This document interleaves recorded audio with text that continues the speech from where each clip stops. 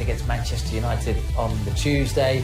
Norwich, are they done and dusted? We'll talk about the relegation picture a little bit later on. A game against Arsenal, Everton, Leicester, West Ham, Chelsea. You can see there, Manchester City, Liverpool, with Liverpool's players walking out to a guard of honour at the Etihad Stadium on Thursday night. Here's the top of the table, and from a Manchester United point of view, ahead of a game on the South Coast, in 6th place, 5 points behind Chelsea. 5th could be a Champions League spot as well. They're just 3 behind Wolves with 7 games to play. So a huge match at the Amex Stadium for both sides, and Ole Gunnar Solskjaer has a spring in his step. I've always said that any Man United team should go into any game against any opposition believing that you can win that game. So the short answer is yes, but the long answer is it's more to it than that. Of course, there's different things that can play a part in this run, but we hope to extend it and want it as long as possible. We've just got to take one game at a time. We know there's games every 2 or 3 days, so we'll need a squad, everyone needs to play a part, and we're delighted with the way things are going at the moment. Every year that you're in the Champions League is a great experience, and for the players it's a step forward. You play against the best, so of course for us that's what we're striving to do and get to, as long as winning trophies. But and to get there we need to focus on one game at a time, because there are so many teams just above us and just below us that want that place. So we don't want to get distracted by thinking too far ahead. We just need to go one game at a time and think, when you go into the next one, okay, at least we won the previous one. You know, over a 38 game season, we all play every team twice. There's different times and different spells that it might be easier to meet different teams, the fixture pile-up, congestion. But we have loads of games against teams that have lots to play for, which is, of course, not an easy running. And it's Premier League with quality players and quality teams. So I would never ever say this is an easy game in the Premier League. Absolutely no chance. And for us, we just have to focus on one game at a time, win this one so we can go into the next one feeling more confident, but also push on, because complacency, that kicks you here somewhere you don't want to get kicked in football. And any game is a difficult one, and we're playing against teams, Brighton, a couple of we've lost the last 2 when we went down there. Every game is one that we have a point to prove in. Matt Holland and Darren Lewis in the studio with me. Ole Gunnar Solskjaer looking fresh face. He's looking rejuvenated. His Manchester United team looking at those Champions League spots, an FA Cup semi-final as well. What happened to that team that the Manchester United fans loved to moan about 6 months ago? They've improved. They've done really well. I've got to say, just before we start, I really enjoyed welcoming Ole into my living room, because all of the press conferences are done by Zoom at the moment. So all of us get the chance to ask him. Did you check what was behind you? Check the bookshelves? I did have to just make sure that all the books were arranged correctly. Fergie autobiography there. Absolutely. But, you know, I think I look at the United side. This could be I don't want to say fairy story for a club that's got hundreds of millions of pounds worth of talent, but it could well be a triumph for sticking by your man in difficult circumstances, because they could easily have thrown him overboard, as we all know, during a period where lots of Manchester United fans around the world were saying this isn't the right man. Pochettino was available, other more experienced managers were available, but they stood by him. If you talk about what he's done well, he's nurtured Brandon Williams at left back, who now I would say I would prefer ahead of Luke Shaw. He's nurtured Mason Greenwood up front, who looks like a proper goal scorer and will go on to be a star for the football club. He has integrated Bruno Fernandes into the side. He's brought back Paul Pogba, who looks sharp as well. Made 2 decisive contributions, one of which obviously was a penalty. The other one was a build-up for the goal at the weekend in the FA Cup. And he looks to be building an authority at the club that he didn't have before. The dressing room harmony, I think, has been key to a lot of the decisions that he's made. He wants players in that dressing room who are going to fight and really fight for their football club and their badge. And I think he's got that at the moment. He's put faith in a number of players up top. You know, he let Lukaku go. He's let Alexis Sanchez go. He said to Martial and Rashford, you're my main men up top. So he's put faith in them to get the goals. One of the problems at United was defensive, and I think that he's gone a long way to rectifying that with the signings of Harry Maguire and Aaron Wan-Bissaka. I think that's gone a long way to sorting that out. But the harmony in the dressing room and having players that really want to play for your football club is something that he recognised was important under Sir Alex Ferguson. Yeah. And it's something he wanted to bring back to the football club. The funny thing is that if you look at Odion Ighalo, who scored a goal at the weekend in the FA Cup, he really wants to play for Manchester United. He's a boyhood Manchester United fan. He's very, very low maintenance. And I mean, when I was doing my match report, one of the lines in it was, he reminds you a lot of Solskjaer himself, in so much as no matter how much game time he didn't get, he was still very much plugged into what the club wanted to do. And when he was called upon, he served the club well. If you look at Odion Ighalo's goal, it wasn't just the goal that he scored in the FA Cup that was so impressive. It was the movement that they found difficult to pick up. I mean, I think Tim Closer virtually did pick him up to concede the penalty at the weekend. And that's what Ighalo brings to the side. He isn't just a fox in the box, but he's someone that can panic defenders with his movement. Clever signing. That will come from him. And I think as far as the harmony is concerned, you're right. That is, as much as anything else, is what is taking Manchester United back in the mix. All I would say is that, as he didn't do there, he wasn't disrespecting Brighton. It would be foolhardy to do that because they pulled off a big result against Arsenal the other day.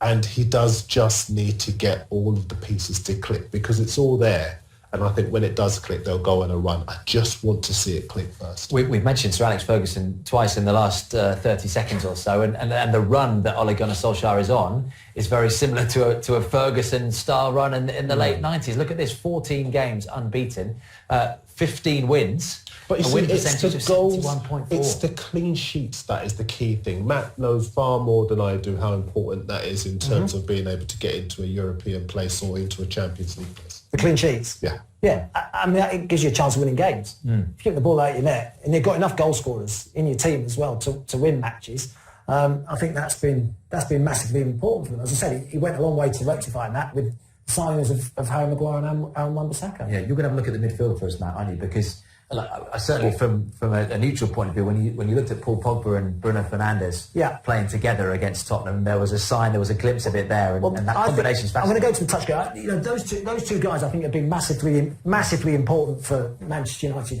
One of their biggest problems, really, over the course of this season, has been not breaking teams down. The inability to break teams down. They've had some really good results against the top sides, when they've been counter-attacking, there's been space to run into, they've got the pace of Rashford and Martial. When they've come up against teams that are happy to sit back, they haven't had the quality or the guile in the centre of the pitch to break teams down. If we're talking about McTominay, Fred, Matic, all good players in their own right. McTominay and Fred have had really good seasons, but they haven't got that ability to break teams down. Whereas now, Bruno Fernandes has come in. He wanted him in the summer. He didn't quite get him over the line. Now he has got him, and look at his numbers. 7 appearances he's had now in his Premier League career at United. 3 goals, 3 assists. He's creating chances. He'll shoot from anywhere. 55% shooting accuracy, and his shot conversion is pretty good as well. Let's have a look at him in action, Bruno Fernandes, and what he brings to the team. He brings this, quality from set pieces. I think that's been a bonus for them, especially when you've got someone like Harry Maguire to get on the end of it. He gets himself into this position. I mean, he's a player that's happy to roam. Ideally, he's probably a number 8. And I think United long term, how they're going to set up with Bruno Fernandes and Pogba is going to be really interesting. You know, at the moment, it looks like Pogba's going to play slightly deeper, slightly more withdrawn role, and Fernandes has been given the number 10 spot. Whereas I think the best way, personally, and it depends. I suppose game to game that will change. They complement each other, don't they? They do complement each other well. You know, they could do it like Man City play it with one holding midfield player. De Bruyne and David Silva have been so good for Man City. But you could play with Fernandes and Pogba in those number 8 positions where they've both got the ability to get forward. They've both got the ability and the energy to get back as well. Let's have a look at Paul Pogba and what he's brought since he's returned to the team. Now, I talk about teams, I'm going to pause it straight away. I talk about teams United have struggled to break down. Spurs were very defensive against United. It was a Mourinho-like performance where he got everyone behind the ball and said, go on then, break us down. Look at this, he's got 4 players around him. There's enough bodies in the box as well. And Ben Davies is in a position where he can get out and try and affect it if he does get past Eric Dyer. Look at this bit of skill that we see from Paul Pogba. And ultimately, Eric Dyer dives in, which gives United the opportunity to get the equaliser. What a pass. That pass there, there was probably, no one else in the not many people in the Premier League could do that. Yeah. Again, he's picked the ball up in his own half. Can you see McTominay? Can you see Fred? Can you see Matic going past someone as easily as that? No. And all of a sudden the picture opens up. No. He's confronted by a man right in front of him, and then all of a sudden he beats him, and he's got pictures, he's got options. Who's his option? Just ahead of him. I'm talking about him in that slightly deeper role. His option is in here, look. Bruno Fernandes. Just in that position. Look at the space. That's why his tail is wagging now, someone like Paul Pogba, because actually he's been waiting for Fernandes all this time. Well, possibly. That little bit of quality in midfield, and he can trust Bruno Fernandes to give him the ball, and he knows that next pass might be the one that gets his team in. Look at the space that Bruno Fernandes is in, and that's only opened up really because of Paul Pogba's skill in the middle of the pitch. But this is what we've been saying for so long, isn't it? When we've been writing about Pogba, we've been writing about him in the context of a Juventus side that had quality all across the midfield. When a France side, quality all across the team. And when you have quality, when you pull off moments of skill like you're showing us, you have players who are able to read the game, read the pass, know where you're going to put the ball and find themselves in a position to make the most of it. All too often for Manchester United, the quality hasn't been there to take advantage of what you're showing us. No, it hasn't. And again, I think this might be the last clip. Look at the bodies that have got behind the ball. Look at that. Yeah. And then this ends up with, I think Martial gets his shot away, but it only happens, you think there's no chance really of anything opening up. There's no space. But because of this, little nutmeg, rolls his foot over the ball. His skill means that finds Anthony Martial and he gets his shot away. So Ole Gunnar Solskjaer actually talked about the fixtures and how the fixtures are unkind because the team's at the bottom of the table. But actually, I think they are pretty kind, particularly the fact that he's got Pogba and Fernandes now to break that type of opposition down. Yeah. Teams that will be defensive, teams that will sit in, and he's got the quality in those two to find Rashford, to find Martial and create. And that's something that they haven't been able to do without them. And just on top of that, I think that when he sees that Man United bring in a player like Fernandes, I just wonder if that increases his appetite to get back, to play, to show he is as good as a player who's coming. His goals record is second to none and shows immediately when he gets into the football club that he can rise to the occasion, excite fans, excite players around him. Pogba said, I'll be some of that. Well, bearing in mind they've been together 2 minutes, like you say, there's an instinctive connection between the two of them, isn't there? Which is exciting for those Manchester United fans because that's what they've been waiting for in that midfield for a long, long time. Your words, very kind, the fixture list. Let's have a look at it because the only team that they actually play above them, and they probably won't be above them when they play them, is Leicester, Brighton, Bournemouth, Villa, Southampton, Palace, and West Ham. Yeah, fancy that, wouldn't they? Well, I think they would. Look, there's certain games there. Brighton, they've not got a good record at. They've lost the last 2 times. Southampton are an excellent away side. We've seen this season that some of their best results have come away from St Mary's. Leicester could be a shootout really for those Champions League places. So, and he's right. There are teams there that are fighting for their lives, but they haven't got their own supporters either, which I think hinders them. I think it does make a difference. And as I say, United, the form they're in, the confidence they're playing with, the defensive solidity about them, the creativity in midfield, and Rashford at back alongside Martial up top. I like Greenwood as well on that right hand side if he plays a little bit more. I think there's enough there to say they could go the season unbeaten and quite comfortably finish in the top 4. Well, look, they can't look too far ahead of them because they've got that big game against Brighton at the Amex later, and this is against a Brighton team that's already beaten Arsenal at home. And earlier I spoke to the former Brighton midfielder Steve Sidwell. Steve, really good to speak to you. How surprised, I guess, have you been with how good Brighton have been after the restart? That win over Arsenal and a point against Leicester as well, 4 points from 2 tricky fixtures. Oh, well, it couldn't have gone any better, really. 4 points from them 2 games, results and points from other teams dropping as well. They've got a nice little buffer now. I thought in the games they've come back and they've looked pretty much solid in terms of fitness levels. From what I'm hearing from the staff, they've come back and they've looked fit on the training ground, and that's kind of showed in games. I thought at Leicester they come out the traps, especially first half. It's just about building blocks now. They've got, as I say, a nice little buffer, and hopefully what we're looking at now, maybe another win and a draw, maybe that should keep them safe. I mean, do those 4 points, do you think, give Graham Potter and his squad a real chance to have a proper go at Manchester United then? Yeah, I think that would have been the case anyway. We know Graham Potter, his style, they've not gone away from that all season, have they? And in terms of the management style, he's very proactive. You look at even the home game against Arsenal at half-time, changed tactics, made subs. He's not scared of throwing 2 or 3 subs on at a time, depending on what way the game's going. It's a game that they're going to want to come out. I was a bit worried at the start in terms of no fans being at the stadium, because they really are a driving force, as they are many clubs in the Premier League, and it did worry me with the big teams that they still had to play. But as I say, the 4 points from 2 games has been a massive boost. Yeah, it's all credit to Brighton, really, isn't it? That, as you say, they haven't altered that style, Steve, and they are planning to play their way out of this situation under Potter's style, unlike other clubs who are going to change tactic and maybe panic a little bit. Yeah, exactly. There's not been a knee-jerk reaction where it's easy to go a little bit defensive or go back to old ways. It's wheels in motion, isn't it? It's the new programme that Brighton are looking for. It's not going to be an overnight thing. It's going to be 2-3 years with what Dan Ashworth and Paul Barber and the club are looking at in terms of style of play. We look at Norwich, and they've not gone away from their style of play this year, but they've just probably struggled with that little bit of quality to see games out, whereas Brighton, there've been plenty of games where they've dominated possession, struggled to score in the final third, but a lot of their good play and points have come off their defensive duties. They did take a risk, didn't they, Brighton? We all know that when they went for Graham Potter, and obviously you replace someone like Chris Hughton who's proven his worth many times in the Premier League. And I guess they wouldn't be too surprised to be in this position, would they, with 7 games to go and still having to play for their place in the Premier League? No, of course not. We know, for me, again, and everyone knows, it's the hardest league in the world.